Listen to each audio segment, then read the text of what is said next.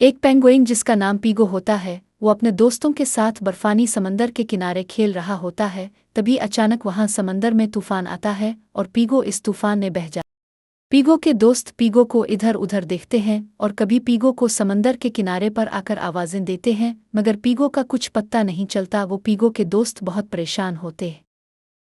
पीगो के दोस्त पीगो को समंदर में देखने के लिए एक एक करके समंदर में जाते हैं। समुद्री तूफान बहुत ही तेज होता है।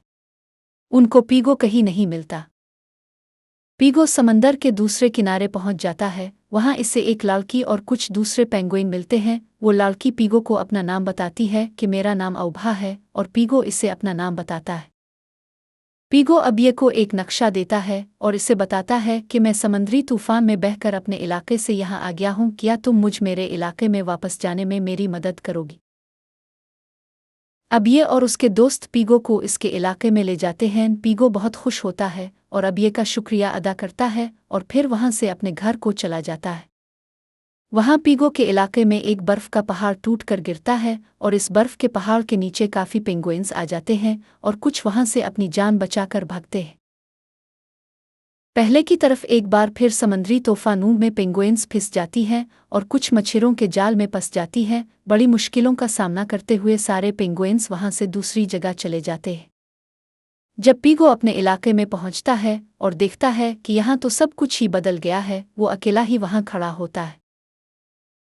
पेंगुइन्स का एक बड़ा लीडर उन सबको इकट्ठा करता है और उनको महफूज रखने के लिए एक सुरंग के अंदर जाने के लिए कहता है। वो सारे पेंगुइन्स अपनी जान बचाते हुए इस सुरंग के अंदर चले जाते हैं। आखिरकार पीगो अपने मम्मी पापा के पास पहुंच जाता है। इसके मम्मी पापा अपने बच्चे को देखकर बहुत खुश होते हैं और पीगो से कहते हैं, हमने तुमको बहुत तलाश किया था मगर तुम हमको नहीं मिले।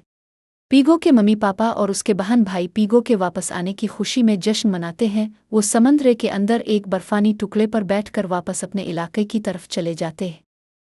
वो सब अपने इलाके में पहुंच जाते हैं और पीगो के पापा उन सबको समुद्री तूफान से खबरदार रहने को कहते हैं। फिर पीगो के पापा उन सबको एक महफूज मकाम पर ले जाते हैं।